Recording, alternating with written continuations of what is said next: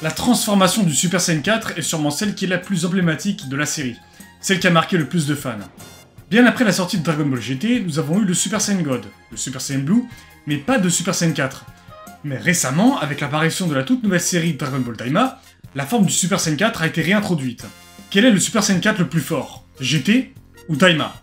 Avant de commencer la vidéo, je vous invite à vous abonner à la chaîne et à liker cette vidéo, car ça permet de soutenir la chaîne. Merci beaucoup la team, vous êtes les meilleurs. Boom!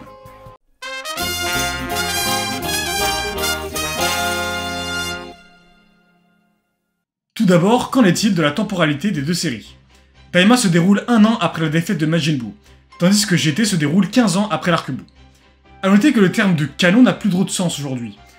L'avis de Kazuhiko Torishima était particulièrement percutant lors d'une interview donnée récemment. Pour lui, Dragon Ball a toujours donné la priorité au divertissement et la satisfaction du lecteur plutôt que toute forme de continuité stricte. D'après son expérience, ni Toriyama ni lui-même ne se souciaient entre autres de la chronologie interne ou de la persistance des détails entre les séries et les personnages. En revanche, Daima est bien canon à l'histoire principale, alors que c'est différent pour GT. En fait, Dragon Ball GT est canon à l'anime, mais pas au manga. Lorsque l'épisode 291 de Dragon Ball Z est arrivé à son terme, une preview du premier épisode de Dragon Ball GT était diffusée.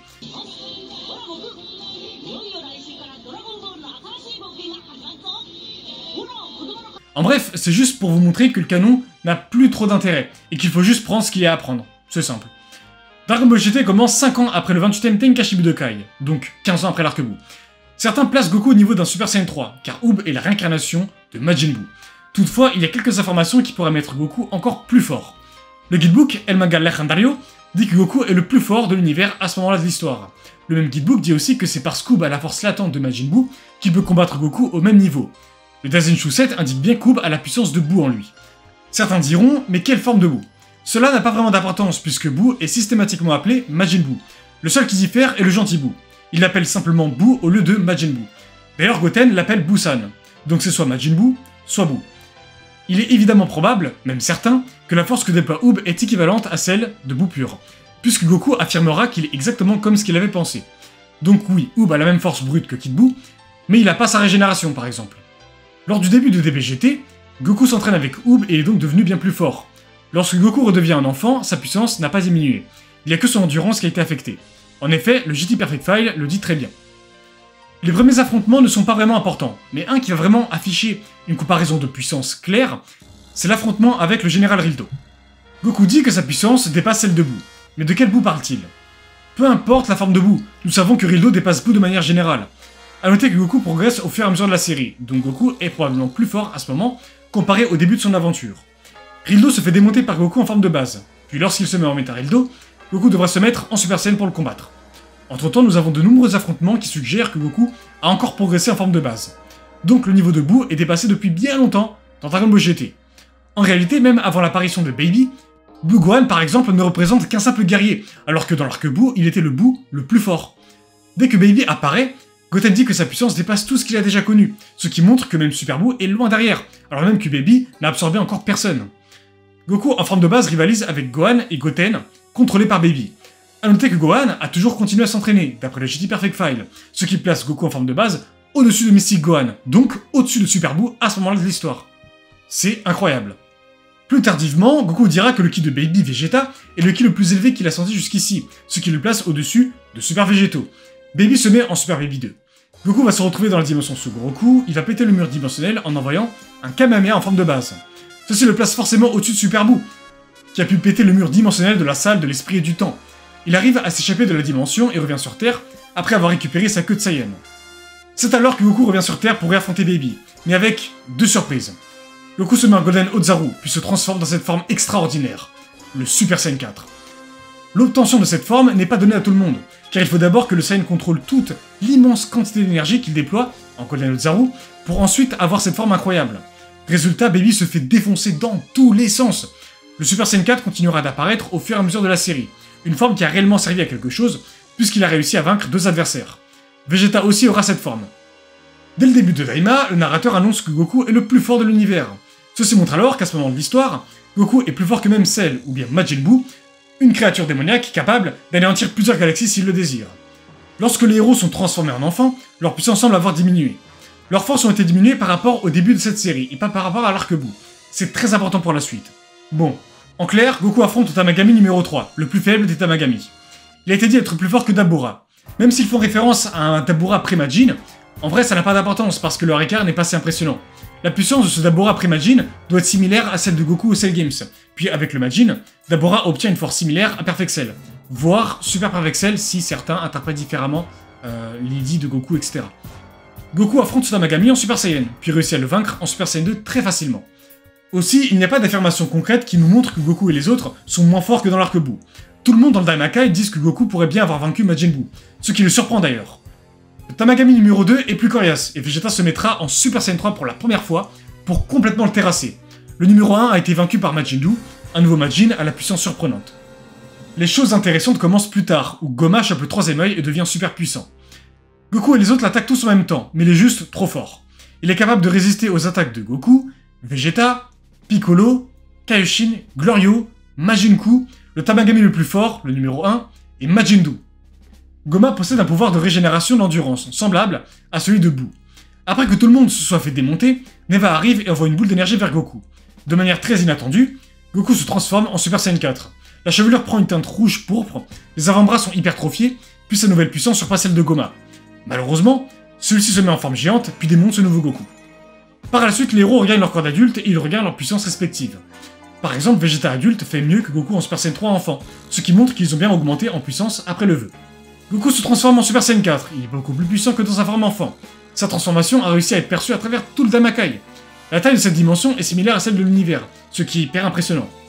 Goku se lève et se prépare à affronter le roi du Daimakai, Goma. Sa force de base est même suffisante pour vaincre un adversaire comme Majin Buu. Goku est désormais le guerrier le plus puissant du Daimakai. Goma se fait démonter dans tous les sens. Grâce à un puissant Kamehameha, Goku parviendra à complètement mettre au tapis Goma.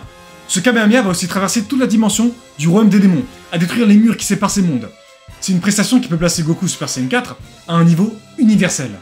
Par la suite, le troisième œil va encore régénérer Goma.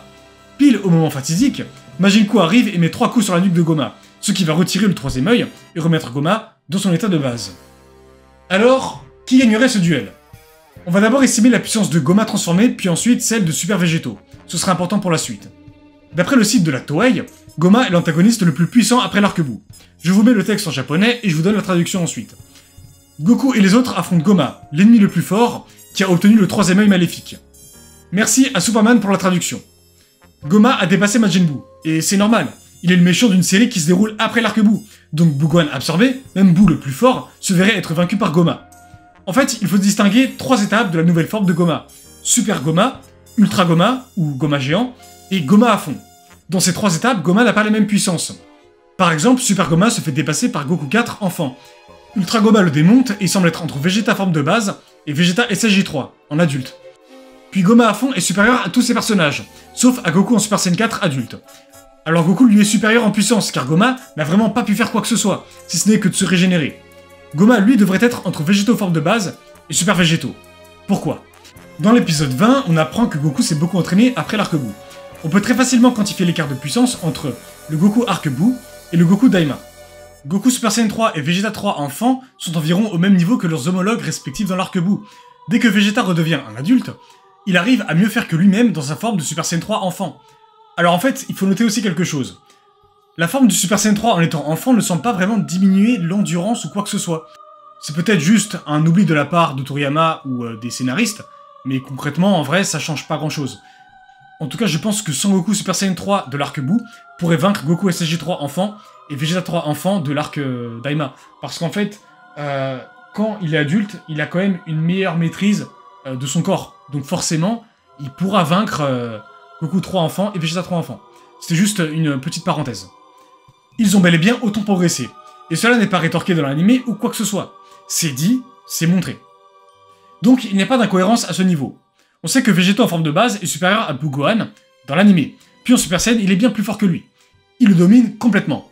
Évidemment, l'écart de puissance entre ces deux personnages est titanesque. Goku Super Saiyan 4 est supérieur à Goma, certes, mais pas d'un écart abyssal. Goku Super Saiyan 4 pourrait avoisiner le niveau de Super Végétaux, mais ce serait vraiment au mieux. Il y a autre chose à propos du Super Saiyan 4 de GT.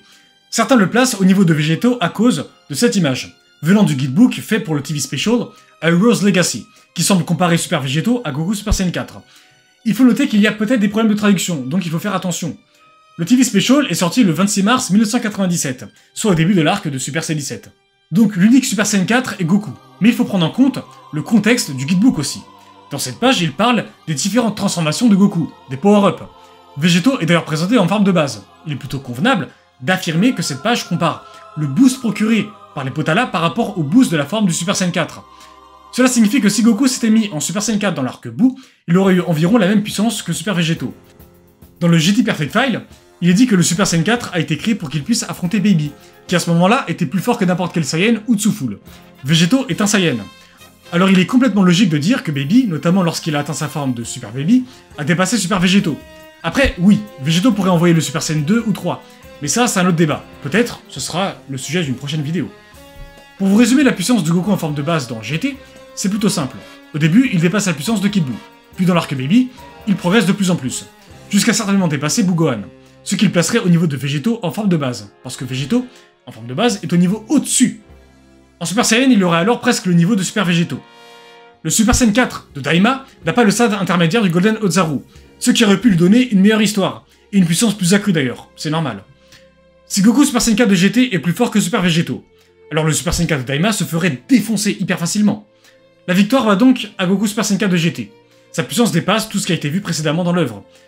En plus de ces nouveaux pouvoirs si impressionnants, Goku obtient aussi des variantes de cette forme, des variantes qui sont nettement plus fortes que la forme initiale du Super Saiyan 4. Quelle forme préférez-vous? Celle de DBGT ou celle de Daima? Dites-le moi dans les commentaires.